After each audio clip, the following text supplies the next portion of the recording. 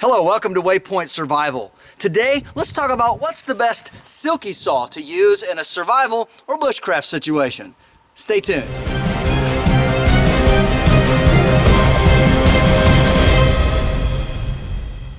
Before I get started talking about these silky saws here, I just want to let everybody know that I understand that this is very much an opinion piece.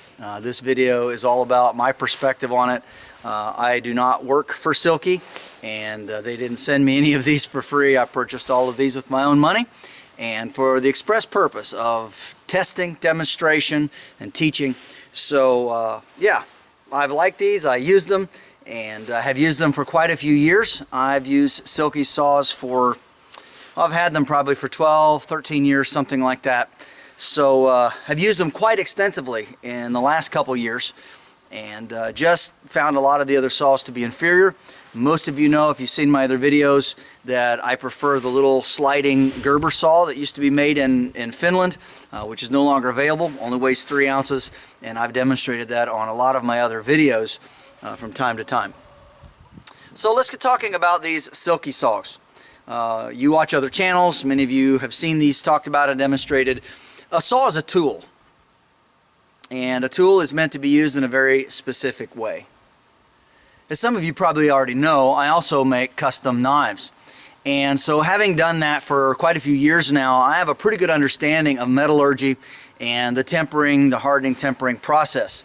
And so there's always a bit of a tension between soft steel, which is easy to resharpen, and hard steel, which is harder to resharpen but holds its edge longer.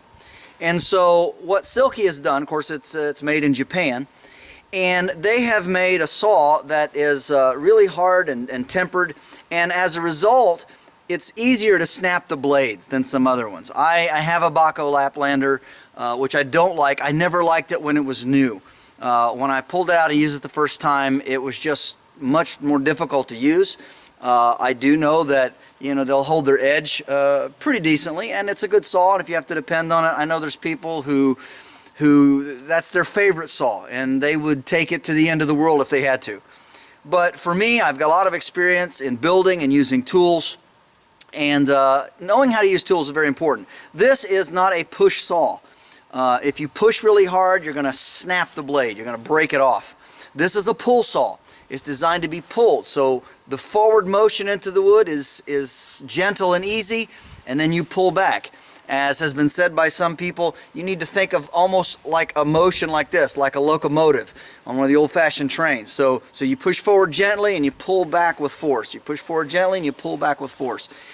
These just cut quicker and better than most saws.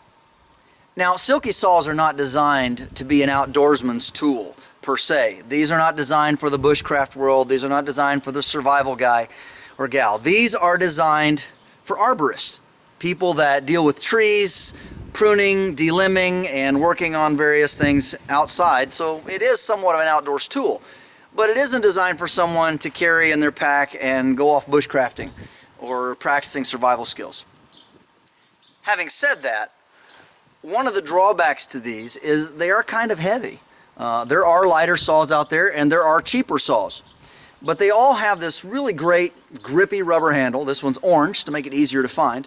I went through a stage in my life when I wanted everything to be black or olive drab or camouflage. And then I come to realize that, if you drop it in the woods, I actually have a cousin who lost his saw in the woods. He dropped it and we never did find it. So having something brightly colored is a good idea. But the other thing is that you can also buy replacement blades for these. So if you were going to be in a long-term situation, just like, a decent razor blade, you buy one handle and you can buy multiple blades to replace it when they wear out. These I don't think are resharpenable just because the way that they are induction hardened along the blade, and they're sharpened in 4 different angles, so you can not only do rip cuts, but you can also do cross cuts. Alright, that's enough talking about silky saws and how great they are and how much I love them and how great they cut. So let's do some cutting and just talk about what's the best size. Because really, that's kind of the question, isn't it? I mean, you don't want something that's too big and you don't want something that's too small. Is there an ideal, perfect silky saw for survival and bushcraft? Well, let's talk about that.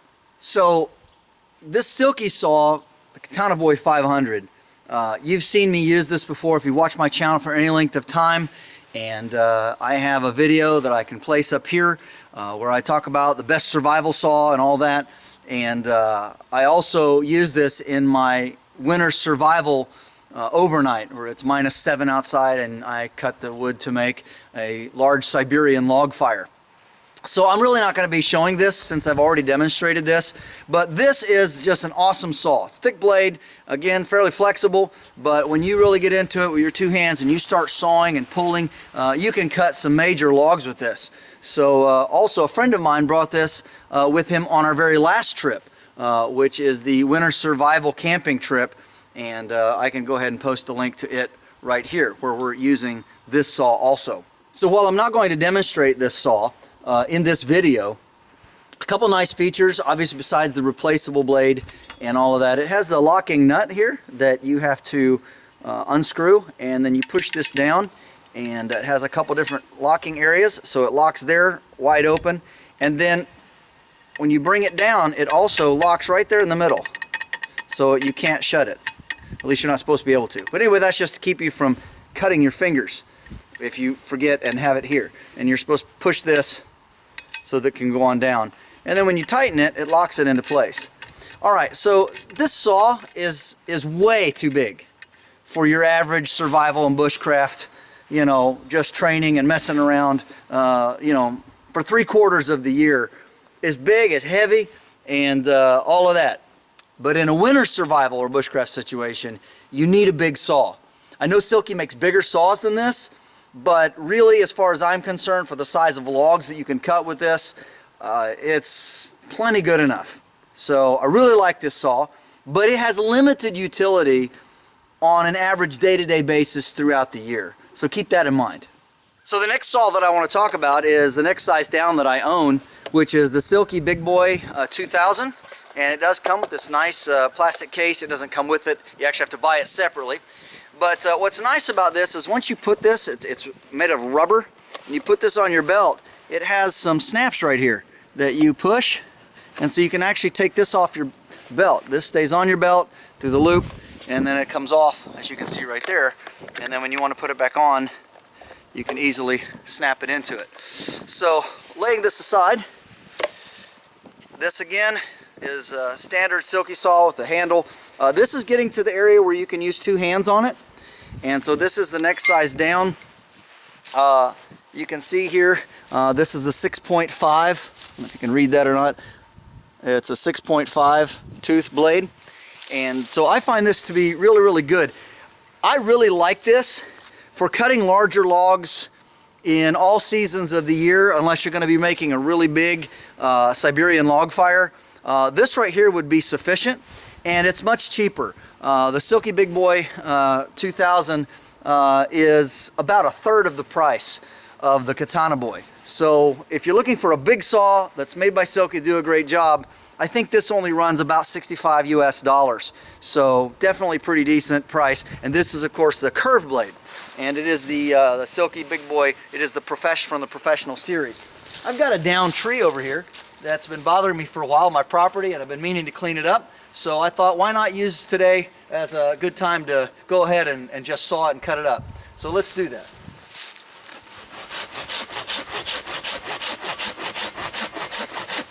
So obviously when you're cutting anything that's laying at this angle, it's going to want to pinch your blade depending on how it lays. Now this one here, I can already tell it's starting to split apart, and this is really hard wood. This is actually a black walnut, which I have a lot of around the property. But as I cut this, it's wanting to lean that direction just because of the fact that it's being held up right at this area. So normally you would have to come underneath and cut it from the bottom side, but this one's going to cut okay like this. And there we go. It doesn't take much effort, and with a curved blade of this size, it'll cut wood of this diameter, and you know, it's easily that big around. I mean, that's nothing for a blade like this. And logs this size, which is about the size of maybe your upper arm or your calf of your leg, is plenty big enough for general campfires. So I really like this, just size-wise, and this Silky Big Boy 2000 does an amazing job. Cuts quick, cuts fast, it's efficient, and it doesn't take a lot of effort. And there you can see, next to my hand, the size of wood that we're cutting. And again, for a saw of this length, this kind of wood is just no trouble at all. Cuts it really well. So the next one we're going to talk about is the Silky Gomboy 240. And this is again the professional series, the curved blade. And I really like this size of saw. It seems to be a really good length. And it also, being the curved blade, it tends to pull itself into the material you're cutting. So we're going to continue cutting on this same tree that I cut down just a bit earlier, the downfall, or the deadfall tree rather, and hopefully be no downfalls, but let's get with it. So again, this is the same diameter as we had before, and you can see it's a much smaller blade, but and I have used this saw quite a bit, so it's not as sharp as a brand new one would be, but they do hold their edge for an extremely long time. I mean, literally professionals use these for years upon years. I think with careful use, if you don't hit anything real hard with it, for your average bushcraft and survival stuff, you could easily get 5 years of pretty good use out of a blade like this, saw blade, without having to replace it. And you don't have to saw like a maniac. A lot of people really go at this, and they saw like crazy. Of course, in survival, you're trying to save your resources, and one of your resources is your calories, your energy.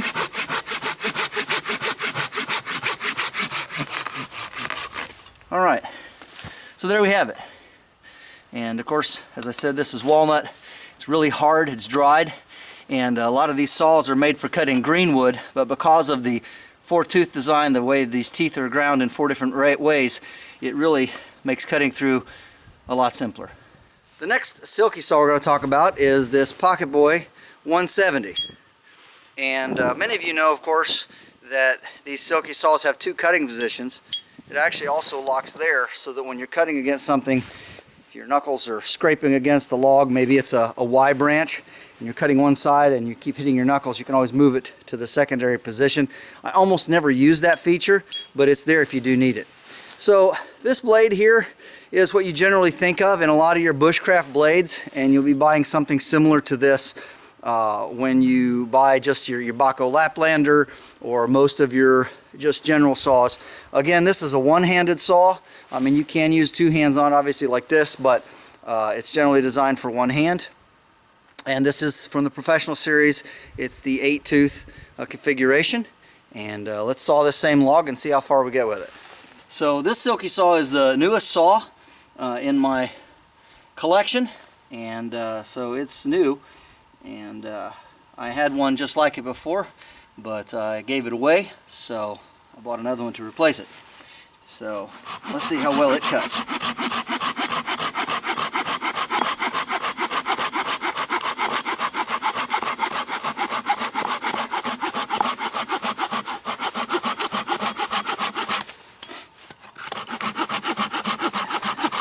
You saw that slip? That's because the blade's a little short.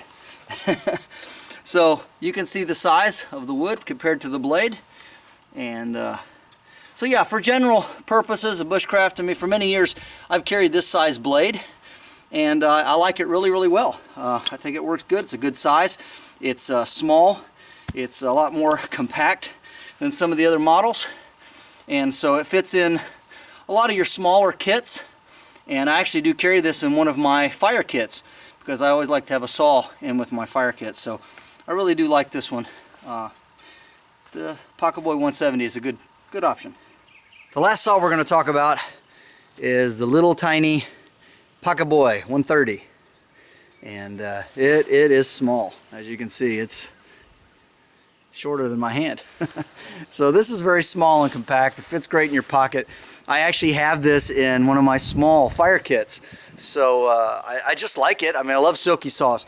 And I know Silky has a lot of other options. There's a lot of other blades and saws and different configurations that you can get, but I wanted to show you these to you today because I just wanted to show you what they can do.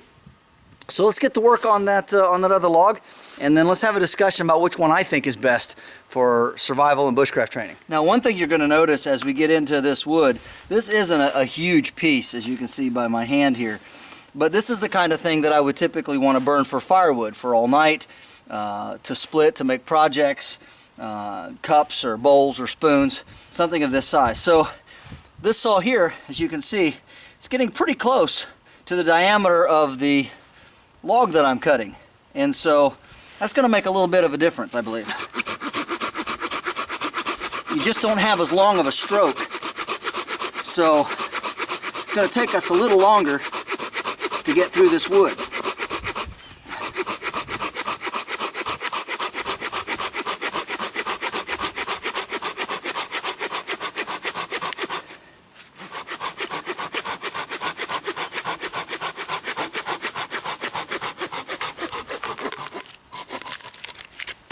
Alright, so there you go, and you can see we've got just about an inch and a half sticking out of extra room. And of course, it's not a problem till you get to the center. Then as soon as you go through the center, you have more and more of a longer stroke. And of course, these are taper ground. What that means is that the top of the blade is thinner than the bottom. So as you go down through the wood, it's not binding up here at the top. And that's a really great design, of course, that Silky has put into it as well. So, of these 5 Silky Saws here that I've showed you, which one would I pick for general survival and bushcraft training to carry with me? You may have already guessed, but I really like the Gomboy 240 with the curved blade. These two here, they're okay, but they, again, they can be a little more work to cut larger material. These two here are great when you need to cut larger material. This one especially for giant fires and big logs and quick cutting. This right here does really well, and I like it. If I didn't have this one, I would definitely want to buy the Silky Boy Big Boy 2000. But I think for the worth and the money, the Gomboy 240 with the curved blade would be my ideal choice. Here they are in the opened up configuration.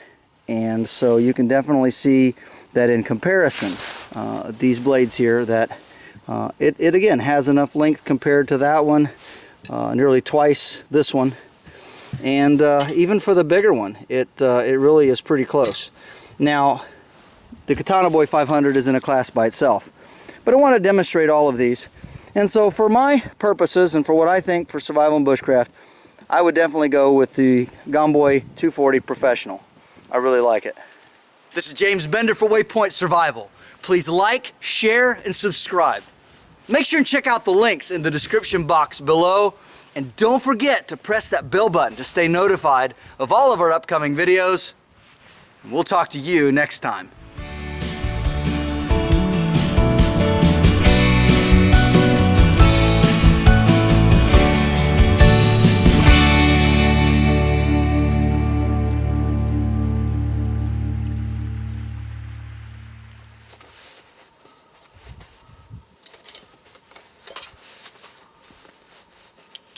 A lot of Silky Saws.